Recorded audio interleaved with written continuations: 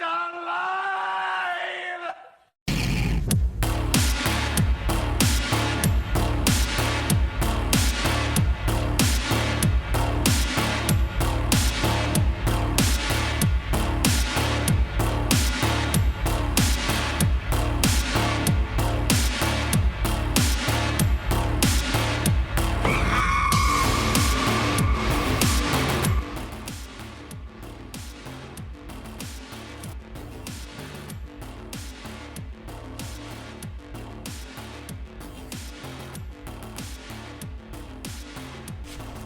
Hey, Eric, start over. I'm sorry. Sure thing. That was my bad. Oh, Eric, it was beautiful too. It was smooth like butter. I don't know what's happening. I screwed up and the feed was not playing. Gotcha. Are we live right now? We're live. Hey. It's just it wasn't picking up the microphone. Let's do it. We're gonna do it again. What's up, guys? That's actually the best way to start because I was so nervous to do the intro, and now we're just in it. It's already happened. The Band-Aid's off. It's not that bad. It's happened. Here we are. The water is fine. Come in. It's filled with ghosts. Good evening, ghouls and gabagools. That's the Italian version of a ghoul. This is Brian and Eric. Do not belong here. Good evening, Brian. Hello, Eric, my friend. Hey, man. So, as you guys know, and we just established, we are currently live on Mixlr, and tonight we're going to be talking about demons and demonology, which is the ology of demons. And so if you guys want to call in or hop in the chat, we are wide open. The number to call in is 518-282-4762. That's 518-282-4762. Is a ghost bothering you? Give us a call. We can't do anything about it. Yeah, we cannot help you at all. We will be scared together, hide under a tent, and that's about it. Yeah, I think that's really an important thing. I really feel like this show kind of is just... There are shows out there that do a lot of research and look into their topics. I feel like ours is closer to like campfire stories where we're also in blankets. It's like, no, we're also very scared. Yeah, and it's a kind of campfire situation where you're actually scared of making yourself too scared. We get in over our heads quite easily. I was doing just the bare bones research I could have done. Same. Which was basically just hopping through Reddit threads. Same. And I was looking at stuff at like demons and exorcisms right before bed yesterday. Mm-hmm. I'm like, I don't want to do this show anymore. It's scary. I mean, I was like when you were talking about maybe calling a scary demon phone number on the internet, or even talking about demons, there is a sense of like actual trepidation where this is the first episode where it feels like, hey, maybe it's not like my luck is tremendous. Like I think there is something to, and I definitely think we'll get into this more, but demons and demonology and that whole bag of worms, whatever receptacle you prefer to keep your worms in. Yeah, I like a box. Sure. Yeah, it's less messy. But can of worms. No. Can of worms is the popular one, but try a box, guys. That didn't even occur to me. It's like, Brian, I think it's bag. No, but there is an element for demons that's, okay, so we've talked about ghosts. We've talked about things that scared us as kids, and like, I don't believe in that stuff. Yeah. Usually. Right. Enough to get spooked. Right. And I don't believe in demons necessarily, but religion is not not a small thing. It's got a pretty big following. Religion's pretty popular. You could say that. So that's a thing a lot of people believe exist in some context. Yeah. And I grew up Catholic. Yeah. So big, and the Catholics love a demon. Don't love a demon, but there's a lot of demons, I feel like. Kind of. I think it didn't really come up, and I don't know if the Catholic Church really... I think it's more... They're sitting on it. Yeah. It's not a... It's like a hot little secret, you mean? Less a hot little secret and more like we're not going to come out and say it's not because we want to hold on to that element. Right. But they don't go around advertising. Yeah. Exorcists. Sure. So do you mean like I love, I'm just looking at our Mixler chat, how the topic is demon talk! Exclamation Yeah, point. baby. We are live. We do have a chat room. Yeah. Feel free to hop in. And How do people find, Brian, a little housekeeping, how do people find us on the Mixler? If you're in Mixler. there is a little search thing, but Okay. basically, they don't. Okay, sure. This is not a Mixler. Maybe isn't the most community-driven platform, but That's fine. you can go to mixler.com/Brian and Eric. Ooh. And Kai just jumped into the chat room, just said I would call in, but I don't have much to talk about, and that's fair. Yeah, that's totally fine. Maybe you'll have something on the next one. And I think today, we're going to talk about demons, but really, if you're out there and have anything you want to talk about, it does not have to be about demons. if you have anything in the "this spooks me out" realm, Yeah, let us know. agreed. So yeah, fuck demons. I guess I want to ask you before we dive too deep into it. Sure. Did you grow up religious? Was this a thing for you? Did this ever come up in your life at all?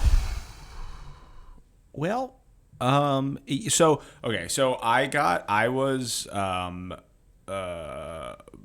got communion, I received communion, was baptized and confirmed in a 3-for-1 deal when I was like 10 as a Catholic. Yeah, I skipped everything, man. I did like an accelerated CCD, like 8-week after school thing. My parents did it. We were like Christmas and Easter Catholics. So my dad's family was not Catholic. My mom is Irish Catholic and like a little French. And so we just kind of went to church like twice a year, and it was literally like spiritual afterlife insurance. They're like, we would feel bad as your parents if this is all real and we fucked up by not putting the magic water on your head. So let's do that. I don't mean to make light of it if you are religious or Catholic, but that was. It's funny. We were every Sunday. Yeah. And like, what's funny is I think what might be interesting for the listeners is I might be more religious than you. Yeah, I'm not at all. And I was not growing up at all. Interesting. Yeah.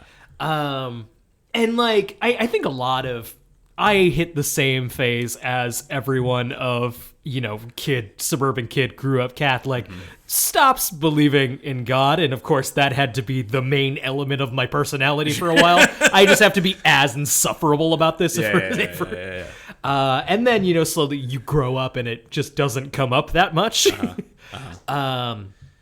But yeah, it's funny how that works out. So we were Catholic, and we were as Catholic as you could be without being crazy about it. Mm-hmm. Like, we went to church every Sunday, but it wasn't, we did it on Sundays, and I went to Catholic. Fuck, we were pretty Catholic. Yeah.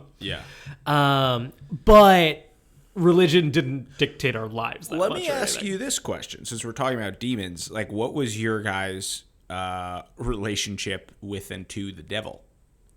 Big player, big piece of the canon, if you will. Everybody needs a bad guy. Yeah.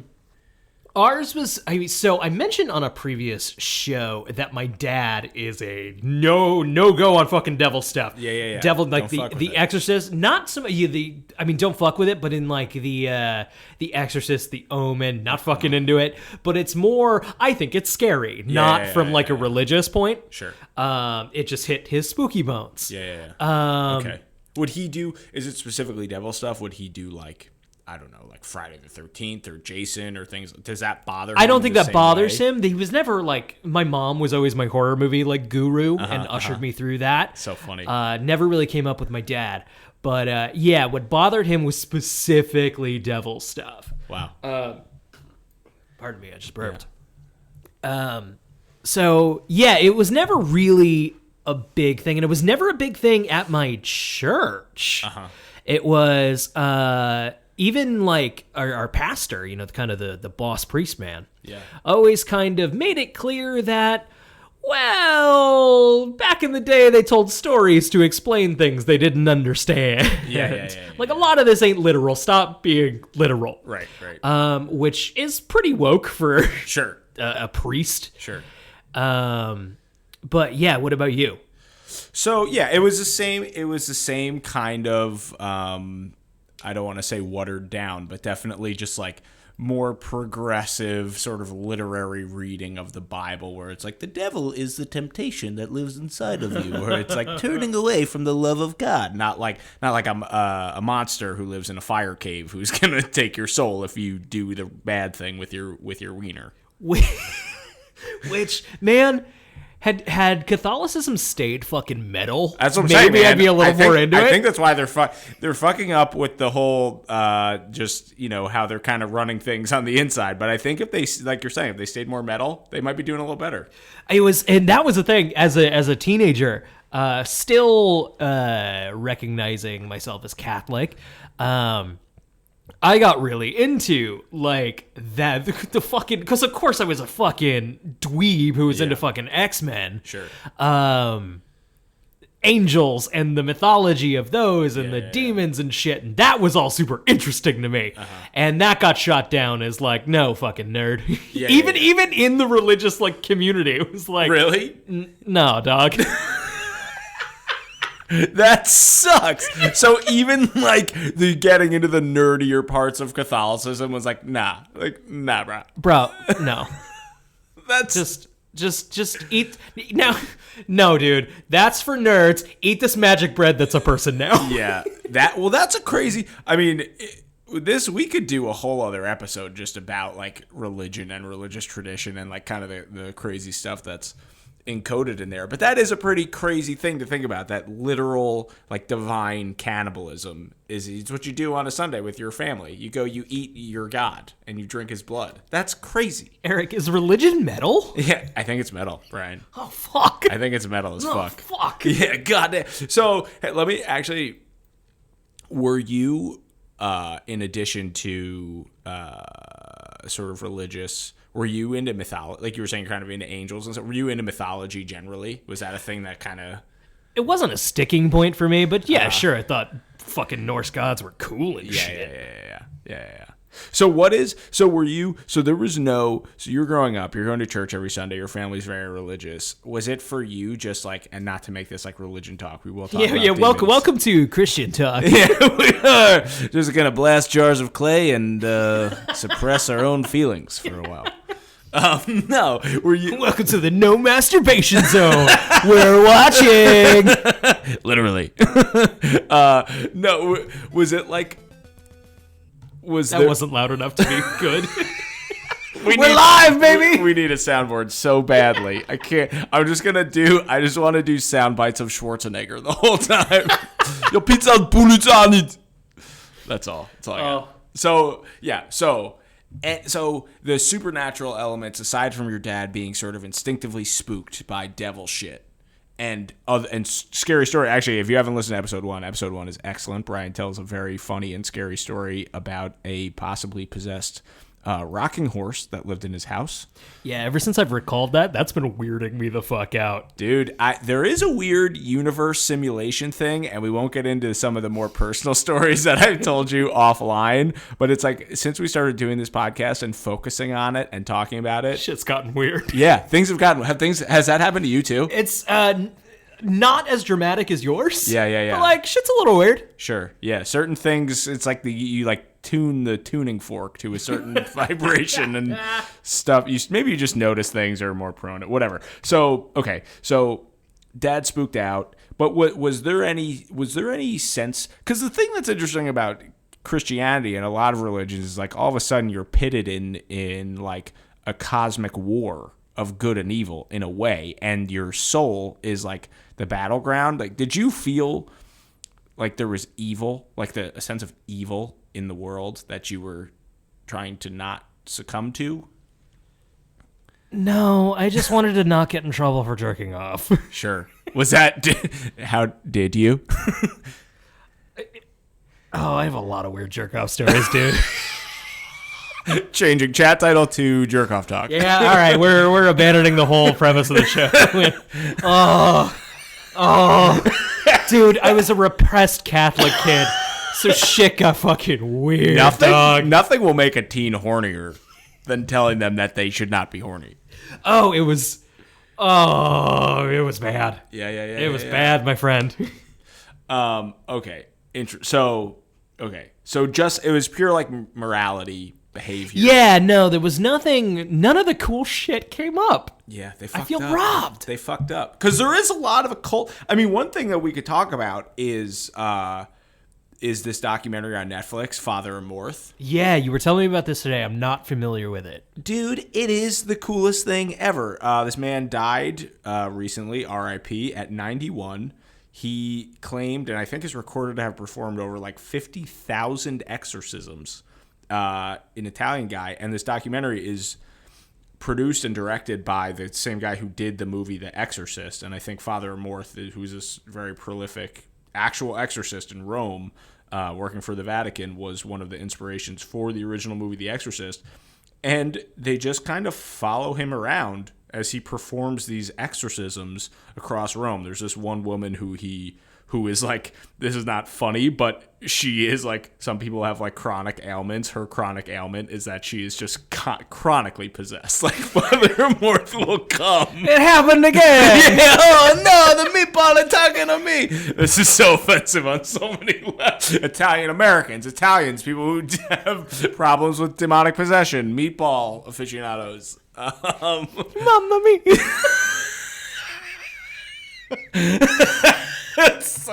I wish we had the soundboard.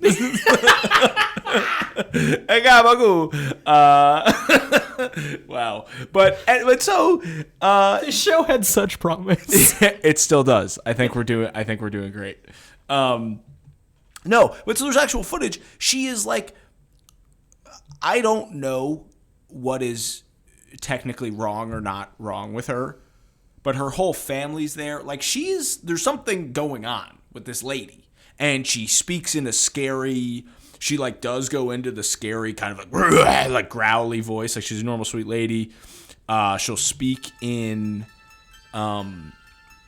languages that she shouldn't know. She will somehow get really strong and like throw grown men off of her. It's pretty shocking. I don't know what to make of stuff like that. She's been seen by psychologists and psychiatrists. People don't really. I mean, there are these cases, right, where people are seem to be possessed by something, or at the very least, they have a condition that is not easily explained and does not fall within the bounds of like a normal diagnosis. Right, and I assume that's what's fucking. So, it is interesting. In doing the bare minimum research for this episode, I was looking for stories about exorcisms, because that would be a great place to start for demonic shit. Demonic possession and exorcisms. Yeah. But a lot of the stories are just sad and mentally ill people clearly being taken advantage of. You think so? And like so many, especially, I mean, a lot of the true creepy, the truly unsettling stories of possession often take place when we don't really have evidence, or modern understandings of medicine. Right. Meanwhile, in 2018, I found an article of a woman who was possessed in Brooklyn. Really? Yeah, and the exorcism that was performed on her, and talking about how she would growl and she smelled like she hadn't bathed in days, and she would, speak in tongues and was clearly a mentally ill woman that probably just hadn't bathed in days. Right. And so it gets sad. Yeah, there's definitely a sad piece of it. There's definitely and that's why it's so, the cases that are interesting to me are the fringe cases where it's like, and what I like actually about a lot of the literature on it is like, if you look into it, they will it's hard to get an exorcism. Very hard. Like an official one? one? A real Roman Catholic one. Yeah, they're not just handing them out. Like, they're not, like, it's like they'll be like, cool, go see a psychologist. Cool, go see a doctor. Cool, go do X, Y. Like, there's a set of criteria that I think you have to meet. Right, and that's but the most of the plot of The Exorcist, both the book and the movie, is most of the movie is them gathering the evidence, because the priest can't recommend it. There is that, we should have, we fucked up by now, but he'd be a great guest if we can get him. Do you remember that psychiatrist that we were sort of bandying about, that guy who's in New York who, like, is the go-to expert on, like, determining if a thing is, like, a possession or... Yeah, that shit's wild. Very, very interesting. So let's actually, I think we should back it up a little bit. One thing the listeners might be interested to know about you is that you are a prolific and experienced and quite talented dungeon master. I do play a lot of Dungeons and Dragons. What is the kind of character of demons in the traditional D&D world? Just kind of, I mean, because a Dungeons and Dragons is famously considered it's like the satanic devil's game. Right, Yeah. and there was a whole panic around it in the 70s and 80s that actually sold a lot of copies of the game, so it kind of worked for everybody. Yeah. But it inconvenienced some Midwestern kids, but drove them to Warhammer instead, which is in fact very fucking demonic in the best way. But so fantasy demons, I feel like, are just monsters, spooky monsters that are from a realm that we don't understand, a realm of evil. And that was initially that actually brings me into. Initially, I thought what would be fun would be to like look up different kinds of demons and just explain them to each other. Yeah. And it was interesting how going through and like, well, this is just a monster. Right. None of these were like, there doesn't seem to be like just a big list of demons. Yeah. Well, I think so. There's I'll talk about, I guess, what's interesting about demons to me, and there's a couple of points. The first one is that they are, so it's like in the world, I guess, of the occult and the paranormal, like you have ghosts, which are the sort of the lingering spirits of human beings, basically, and they can be kind of benign or they can be bad if the people were bad or bitter or trapped or whatever. But demons, which appear in every major world religion, there's stories about demons and descriptions of demons in basically every culture from all over the world and throughout time, are just purely malevolent beings they're just evil. Just horny to fuck your shit up. They're very. I just distorted real bad there. I apologize. That could have been a little crazy. Could have been a demon. Tech glitch. Yeah. Yeah. They're often actually quite horny. That is true. To specifically for evil. Yeah, horny for evil. But they're also they're like wheelers and dealers. People, you can make fucking deals with them to get shit. Right. That is an interesting, nobody's really doing that with angels, I don't think. I mean, I guess there's like Enochian magic and weird stuff with like, you get into like the Crowley shit where it's like conversations with the guardian angel where you contact your own benign spirit and they help you out and they give you advice. But like, nobody's trapping angels in a cage and being like, here, you give me this and I'll do this. And has anyone tried? It's a great. I'm sure someone has. And just nothing. Empty box. Is any of this real? I don't know. I don't know. I wouldn't want to fuck with it though. Oh, I want to fuck with it so bad. We should do a thing where I'm too scared, so I like narrate from outside a box. I want to do a Ouija board in here. I've done it before on Dorkly. Fuck. And it was fun. It was weird. Yeah, actually, that's a pretty cool story to tell. I don't know if you feel like going into it now, but that's a really crazy. About a year ago, I did a show on dorkly.com, our Twitch channel, which is the part of the website that Eric and I both work for. Mm-hmm. It was a Halloween stream, and I was like, all right, fuck it, we're going to do a Ouija board live. Sure. And I was basically set around, it was going to be like a 3-hour show. And the whole gimmick was going to be around this Ouija board. And I was a little bit stressing out of what are we going to do in between? Because, like, nothing's going to happen. Right. The joke is going to be, oh, nope, still nothing. Yeah. So I was a little worried about that. But we got to it. A couple people sat down. We did the Ouija board. And we had a moving camera. And I'm not going to say something happened, but nothing didn't happen.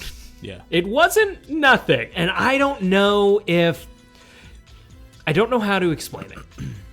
I was playing along, but I wasn't moving it consciously. Yeah. If that makes sense. It was the whole experience felt both more real and less real than anybody probably thought. It was both controlled and spookier than I thought it was going to be. Like, it feels a bit like things were moving around. You kind of construct a narrative based on the information you're getting. Right. And I don't know if we were all just kind of jiving and like pushing the thing together, and like, or if like somebody gave the initial push and everyone kind of went with it. Yeah. But it does feel like the thing sort of moves on its own.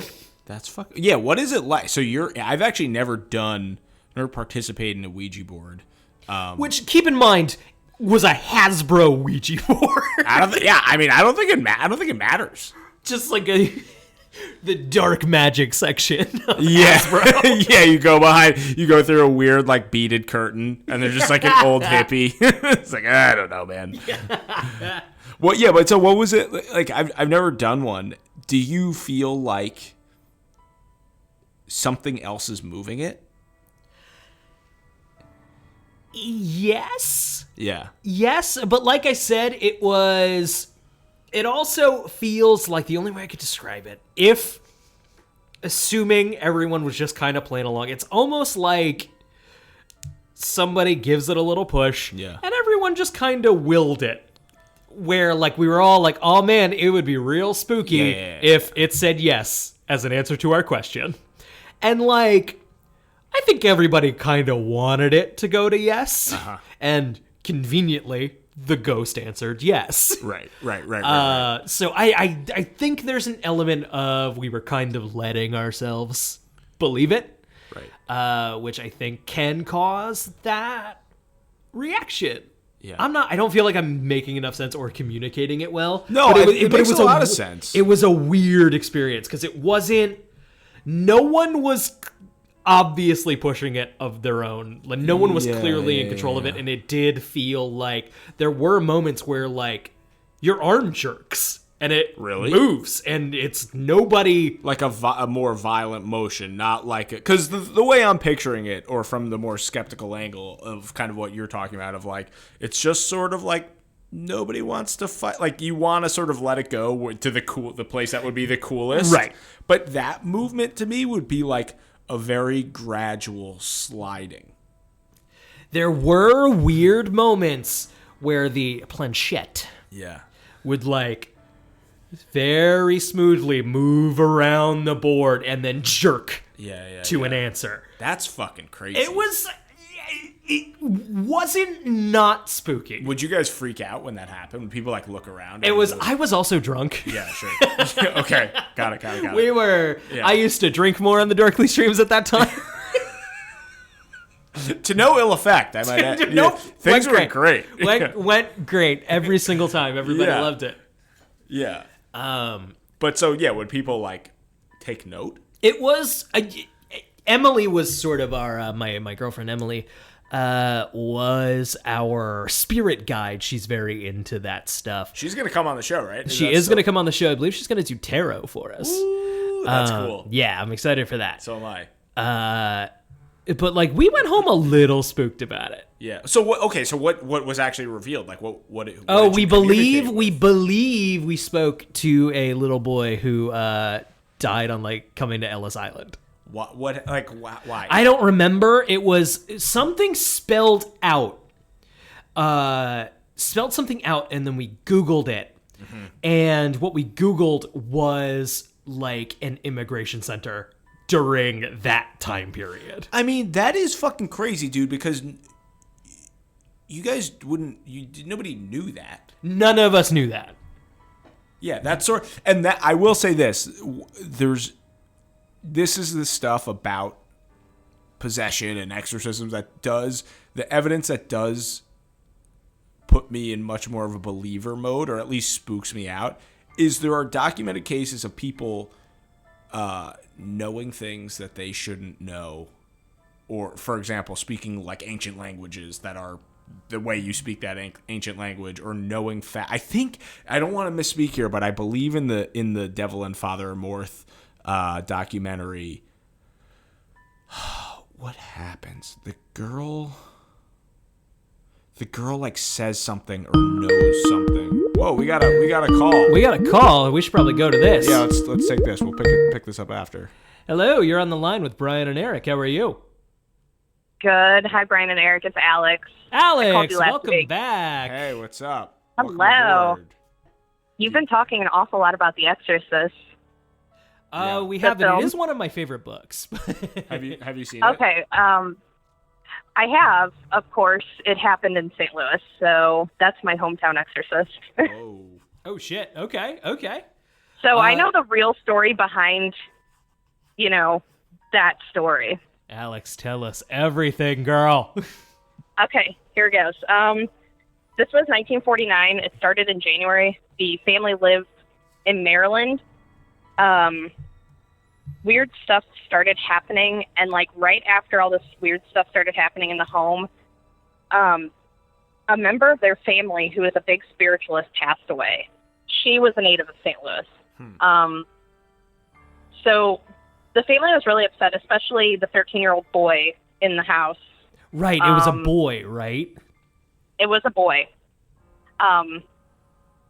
He was really upset because he was really close to this aunt of his, and so he started obsessively using the Ouija board and doing seances and stuff in the house to try and communicate with her, and a bunch of activities started happening, and the family just was like, oh, it's just the aunt, no big deal. And then it started getting worse, scratching on the wall, scratches on his body. He started acting up.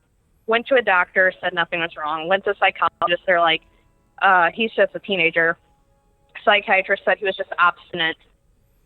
The family themselves were Lutheran, so they went to their reverend.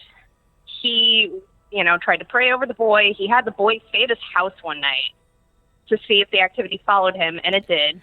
Eric and I both just made weird faces at that. Yeah.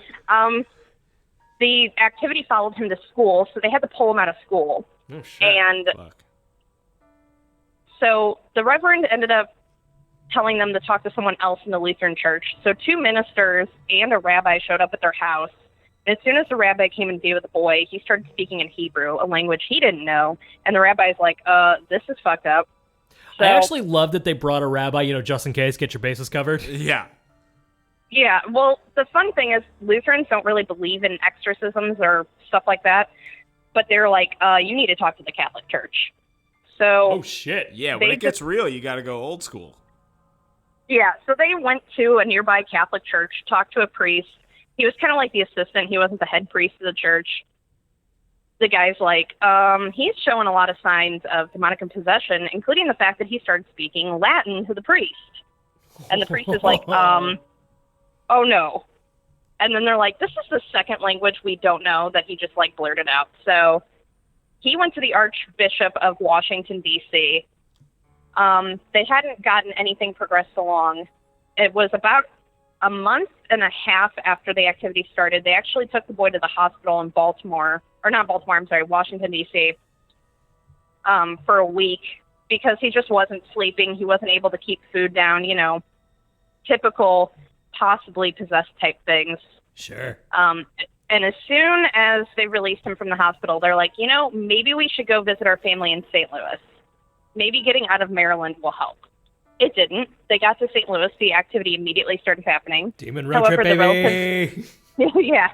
His relatives in St. Louis were Catholic, one of which was a cousin of this boy, went to St. Louis University, which is run by Jesuits, and she went to her professor and was like, my cousin's possessed. And this guy was immediately concerned, called a couple friends of his that worked at the university, was trying to consult with them, try and find out more information, get some information from them. And the university was like, okay, but if this kid really is possessed, we're already in deep shit because it was 1949. Sure. You know what the Jesuits did in 1949 in St. Louis, which was a big fucking deal? What did they do in 1949? They desegregated. No. They desegregated. Oh, and no. just to give you a little background, public schools in St. Louis. Public schools in St. Louis did not desegregate until 1980, and even in 1980, everyone was pissed. Yeah, I feel like people don't everything. Realize that about St. Louis. It's kind of hardcore. I did in that not way. know that. That's horrible. How did they get away St. with Louis? that? St. Louis is really hardcore racist. Sorry. Yeah. No, that fucking sucks. How did they get away with not desegregating schools? We don't have to get sidetracked with that. I think that's very cool. That's a different kind of evil. Yeah, exactly. Yeah, that I don't know. Yeah. I only knew about that because I was doing research and reading papers from 1980, which are fucking depressing. Got but it. So found that out. So the Jesuits are like, all right, this kid's possessed. The church was like already in hot water, and the Archbishop, like a lot of people were calling for him to be removed because he allowed them to do this behavior. Like they had actually gotten the thumbs up to do like desegregation from the Vatican because it had already happened in Indianapolis at this point. So that's why they brought it to St. Louis. Okay. So this guy's like, well, I mean, if the Archbishop finds out that we hid some kid that really needs to have an exorcism from us, he's going to be pissed. So, they went over. Yeah, they went over to the boy's family's house. They did what is considered like a low-key exorcism. They blessed the entire house. They gave a little extra blessing to the room and the bed where the boy was sleeping, and they brought relics. And you both said you're raised Catholic. I don't know if you know much about relics, but I was also raised Catholic. Give me, it's been a while. What's up with relics? I'm sorry, you're saying relish? Relics, I'm sorry. No, it's JK. So tell us about relics real fast. The relics are something that has been touched by a canonized saint or even a part of a canonized saint. So they had a second-class relic.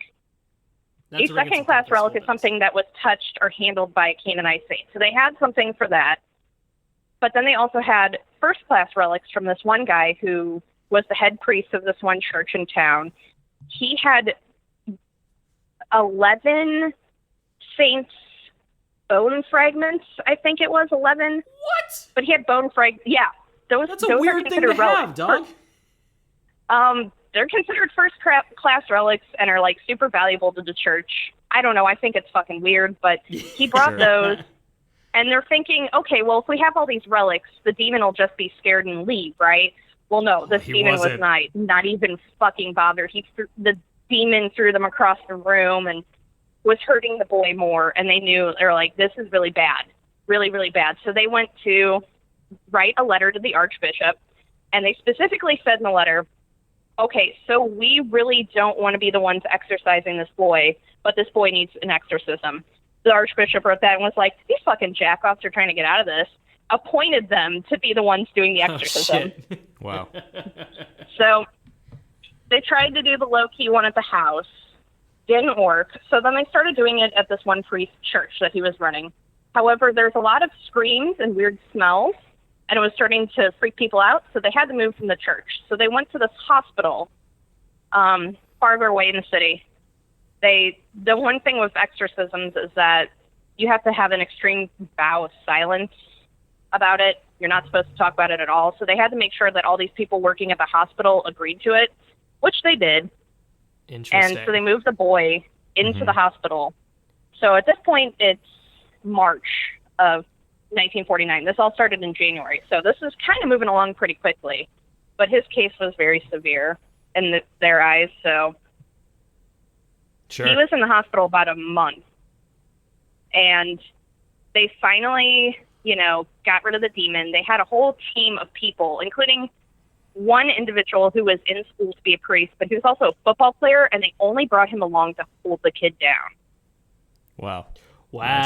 So they successfully exorcised this kid. And then as soon as he was back, he left the hospital, he went back to Maryland with his family, and his family immediately converted to Catholicism. So I mean, that's a pretty good sales pitch. Yeah, the reverend that they'd spoken to initially was kind of like, well, okay, you're back, but why aren't you coming to church? And then they're like, fuck you, we're Catholic now. And so he's like, funny. Oh, well, they're not part of my church anymore, so I can blab. So the first thing he does is go to some parapsychologist group meeting. Wow. Like all these people who are like, nuts, talking about like ghosts and demons and shit, going to them and was what like, assholes. check out this story, freaking out. And so the one guy's like, I have to know more. And so he tried to do research, but he was unsuccessful. And I don't know how it came to it, but a reporter for the Washington Post heard about this. And he's like, okay, I want to be the one that breaks the story. Mm-hmm. So he actually got names of the priests, and he got all the information of the people involved, and they basically told him to fuck off.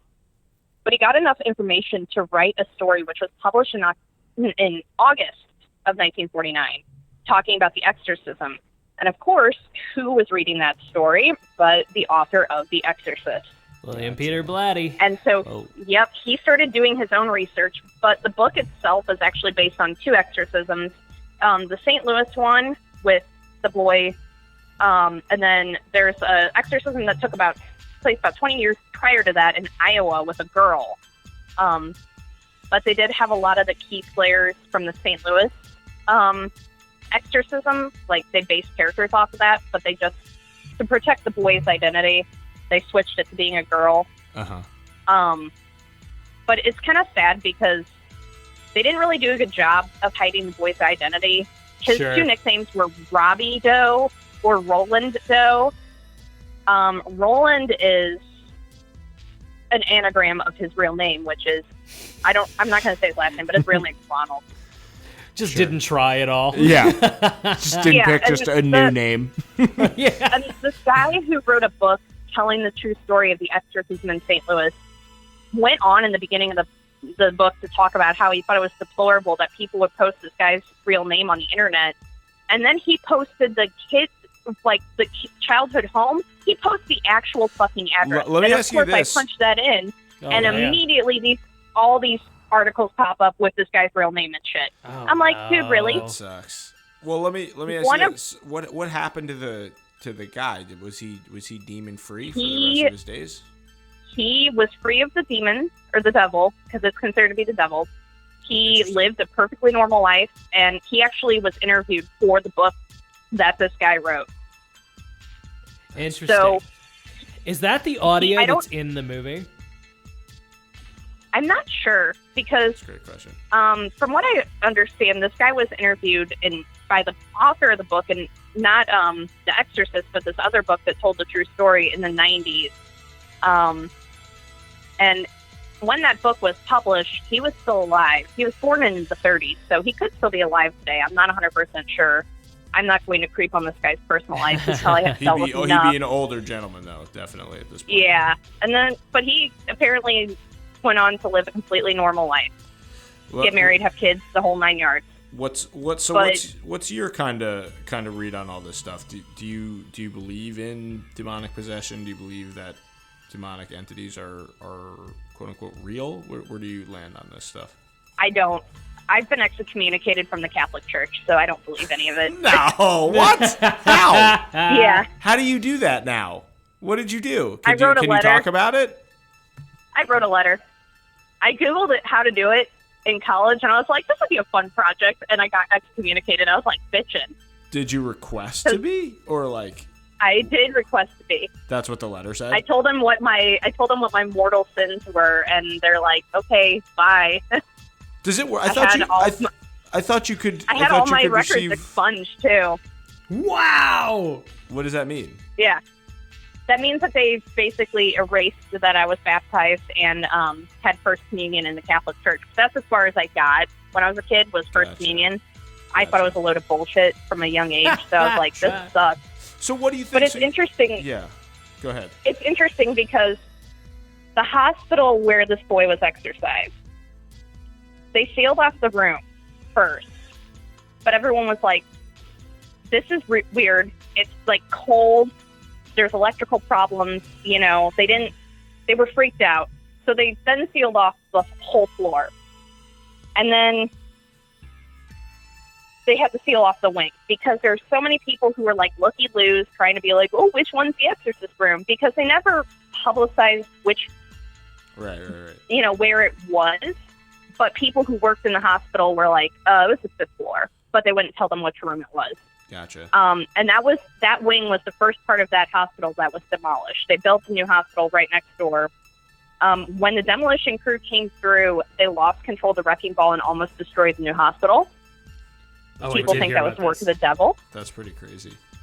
So and then there's a crack in the parking lot of this hospital that everyone's like, oh, it's the devil because it won't be sealed. But of course, I'm like, you do realize St. Louis is just rife with sinkholes because the entire city's built on top of a massive cave system. And it's just a sinkhole, but everyone's just like, it's the devil. The church was demolished. Yeah. I'm sorry. The church was demolished. Yeah. The house where the kid's family lived is still there. And there are ghost hunts every once in a while. Back in 2008, they had an overnight ghost hunt that they did live on the radio, and I listened to it with my friend. Nothing happened, but it was creepy. They had photos of the house, and like the room where the exorcism initially took place was completely empty except for one chair. So it just kind of was like, you're just intentionally making this really fucking creepy for everyone. Hell yeah. But I've driven by the house a ton of times. Wow. That's spooky as hell. Can you get us a picture of the house? You don't have to do that. I can send it to you. That'd be great. Alex, thank you so much for calling in. Thank you for bringing an actual monochrome of research and legitimacy to this. Alex, this is all I do with my free time, so. That rule. Thank you. Thank you for breaking that down for us. We really appreciate it. Yeah. You're welcome. All right, we'll talk to you soon, okay? All right, thank you. That was amazing. That was pretty crazy. I do think one of the interesting things about The Exorcist, it's kind of just a fun fact, there is audio in the young priest Karras is going through some records of previous exorcisms, and he finds audio from a exorcism, and it's real audio from a real exorcism. And is it this kid? I don't know if it was that kid, but that makes sense. Yeah. So, if demonic possession is real, and that kid was possessed by the devil is in the audio track of The Exorcist. That's wild. Well, I mean, so the other day we were kind of talking about these darker repercussions of some of these works of fiction, like Slender Man and the Momo phone demon and stuff. Didn't people commit suicide after The Exorcist as well? Isn't that a thing? I don't know. I remember people just being repulsed by it. I feel like at this point I just say that about every scare. I was like, I believe that caused people to kill themselves. The Exorcist had a weird thing. I went to Catholic school. Yeah. And I remember, like, as we were old enough to, like, start, the age where you were too young to see The Exorcist, but kids were seeing The Exorcist. Sure. It was getting around, and, like, some of the crazier adults definitely had conversations of, like, no, that movie's evil. Yeah. Which is so funny because the devil's a bad guy in the movie, and it's mostly about a priest who's lost his faith but gets it back. Well, I feel like the move or the motive in a crazy adult being like that movie's evil is not that like the message of the movie is evil or it sets a bad lesson, but that the movie itself contains evil. It's a spooky movie. It's pretty unsettling. I will say the movie's never scared me. Me neither, actually. It's kind of cheesy, which is what I like about it. I love the movie. Yeah. But it's William Peter Blatty was a comedy guy. Oh, he was a comedy writer. Wasn't he in Airplane? Or isn't one of the actors in The Exorcist in Airplane? Am I completely making that up? You could be right. I'm not the biggest Airplane fan. I think I'm making that up. Okay. But so it's a funny movie. And a lot of the cheesiness is so that the truly repulsing elements of it feel all the more shocking later. Mm-hmm. It's done very on purpose. But the book, I read the book a couple of years ago, just kind of as a quick Halloween read. Yeah. Truly frightened me. Really? Yeah. It's good. Recommend? It's a definite like read alone in a dark room. Sure. It'll get you. It's spooky. Yeah. Let's see. Moving on real fast from Christian possession, I did do a little research on just other kinds of demons, which, like I said, are, you mentioned all cultures have demons. Yeah. A lot of which are just monsters. Yeah. And like urban legends and stuff. I don't remember the name. Yeah. But have you heard of this Japanese bathroom demon. The Japanese have the coolest demons. This one's fucking wild. Sure. I don't remember the name, but this demon will often come to people when they are alone in a restroom, often in the last stall. Okay. So is this a more modern demon? I think it's been around for a while. We got another call. I'll finish up about this Japanese toilet demon in a moment. Hello, you're on the air with Brian and Eric. Hello. Who is this? Hello, this is Kai. Hey, Kai, what's up, buddy? Hey, I just felt like calling, I guess. Cool. Hell yeah, what's going on, man? Do you have any thoughts about demons? Yeah, I just heard you were starting to talk about like Japanese demons, and that's sort of in my wheelhouse. Oh, hell yeah. Do you know this red paper, blue paper Japanese toilet demon? I know of it. I don't know the name of it. I also don't know the name of it. Okay, since you're gonna join us in that conversation, I'm gonna finish it off real fast. So you finish doing your business, and as you go to reach for toilet paper, a voice will ask you, "Do you want red paper or blue paper?" I think blue is the less scary color. Blue, then you will be choked until you're suffocated and turn blue. Fuck. What is red? It fucking eviscerates you, so your clothes are soaked red. The only right answer is to just sit silently and not ask for paper. That makes sense, actually. Yeah. Just as I probably would not accept a paper offer. Yeah, just don't. So, just a tip. Don't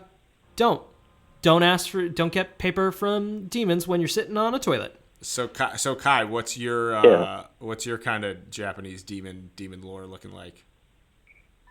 Well, I was gonna say like that's the thing with a lot of Japanese demons. Like they ask you a question, and the right answer is to just not say anything.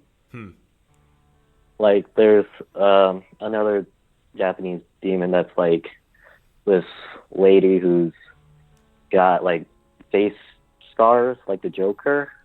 Okay. And she like wears this mask, and she asks you if you think she's pretty, and if you say yes, she takes off the mask and she says, "Do you still think I'm pretty?" And if you say no, she just straight up kills you. Fuck. If you say yes, she like cuts up your face so you look like her.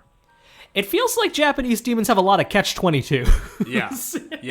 Do not engage. That's the seems to be the main. That's what I find so interesting about it is there's so many, and this gets a little bit into like Catholic sort of Western demons too, but they're so specific. Like they're so detailed and there's so many different sort of like characters, which I find so interesting. Yeah, for sure. Do you know any others, Kai? Oh man, I'll just let you tell me about weird Japanese demons all I'd love day. to hear about a million. All right. So there's like another one who's like a lady who's got a mouth on the back of her head, and she just like doesn't eat anything, and like she marries some guy, and the guy thinks, "Oh, this is great. I don't have to feed my wife ever." Classic mistake. And she just like when the husband is gone, she just eats stuff with the back of her head. Okay. But she's eating. She's just not showing, or it just looks like she's not eating. Yeah. Does she do anything bad, or she just kind of like eats stuff? I mean, she's kind of just like, I don't know. She eats like, I don't know a lot about this, actually. That's fair. Sorry. I'm going to say this demon sounds like kind of a win-win for everybody. Yeah, all right. As far as demons go, what do you think? It's so... They're definitely the strangest demons of the bunch, you know? Yeah. I wonder if there's any reason for that. Is there something culturally that stems from? Is it just a element of like everyone one-upping and kind of these stories growing over time and everyone kind of just wanting to have the spookiest one. Do you mean in Japanese folklore specifically? Yeah. Yeah, it's a good. Yeah, Kai, do you have any? What do you think about that? I mean, Japan's a weird country. I mean, I'll tell you from first-hand experience. Yeah. I think it's partially because like Japan is kind of like there's a lot of people from a lot of like there's a lot of stuff that's inspired by China and like other places, and that's sort of like all meshed together to make like this one place with like a bunch of weird shit. Yeah. Sure. Yeah, kind of a confluence. Let me ask you this: what's the sort of I guess from a more religious perspective, obviously there's a couple of different, or probably many different religions within Japan, but in terms of like Buddhism and Shintoism and things like that, what's the kind of like why did demons exist in that cosmology? Are you well versed in the sort of more religious side of it? Well, because there's not like a devil figure, right? In the same way that there is in more Western or like Abrahamic traditions? There are some there's like demons like in more Western religions, and like you throw beans at it. That's cool. And but there is like not really a devil, but someone who like judges you and decides if you go to heaven or hell. And he's like seen like portrayed as kind of evil, but like not in the same way. He's kind of just like doing a job, right? Yeah. Like a judge. Yeah. Mm-hmm. Interesting. Yeah. Kai, thank you so much for calling in, man. Thanks for listening to me. Dude, of course. Anytime you want to call in and talk about Japanese demons, or any kind of demons, or just anything, man. Always welcome. You're a delight. Yeah, thank you, dude. Thank you. I'll talk to you soon, man, okay? All right, bye. Goodbye. Man, Kai's the best. That's really fascinating. Kai shows up on a lot of our Dorkly streams and does a lot of fan art stuff. It rules. I'm glad he called in. That was super. I knew nothing about that, really. Yeah, it's really fascinating. That timed out really well, too. Yeah. Man, that hour flew by. You know what's fun? At the end of every episode, I'm like, I wish we could do 30 more episodes. I feel like we've just barely scratched the demonic surge, which maybe is for the best. Right. I mean, I think it means we'll have a lot to... I mean, I'm glad, because otherwise we'll be scratching the bottom of the barrel in 5 episodes. So I'm glad there's more to talk about in each thing. Dude, this is so much fun. Yeah, very cool. Very cool. Yeah, I guess should we bid our listeners? I guess we should start getting out of here. Where can people find you on the internet, or where would you like to direct them? I have zero cultivated social media presence. To the extent that I'm on Twitter and stuff, I just retweet weird things and use it as like a weird rabbit hole vehicle, but I don't really promote any of my own stuff. What about I mean, you're pretty active on social media. I'm reasonably active. You can find me at Brian is a Goblin on Twitter. I mostly tweet about I mostly retweet political things which is just what everyone fucking does now. Yeah. It's not helping anyone, but it just makes me feel better to hit a retweet button. That button is great. Instead of actually do something helpful. Love the button. And then that's mostly where you can find other stuff that I'm doing. This show, Brian and Eric Don't Belong Here, is now on iTunes or Apple Podcasts. I believe it has been changed to for easy listening in the future. What would be super helpful right now is if you find us and if you subscribe and if you rate and maybe leave a nice review if you like it. Subscribe, rate, review. That's it. That's it. It helps us a lot. It's like, and if you don't like it, lie. Yeah, say you did and then just never listen again. It's if not, we have been communicating with ghosts and you will get haunted. We'll send you bad juju. Bad. I only send good juju. I can't lie. I can't send bad juju. This is Brian and Eric Don't Belong Here. We'll be back next week. Actually, next week we should probably look into that. Next week's Comic-Con, dog. Oh, that's true. Can we broadcast live from Comic-Con? Actually, dude, we'll talk off air. We'll talk off air. We'll let you know. Yeah. Oh, here's something we could talk, and we could talk about this offline. Yeah. Even if we don't do it live, we should put something up on iTunes. Yeah. Yeah. Totally. Yeah. Totally. Okay. Cool. Glad we did that live and on the air, and that'll now be solidified in the future forever. Yes, sir. We still need a sign off. We'll get one of these days. It'll be a fun jingle. I'd like a fun jingle. Yeah. Or like a, I don't know.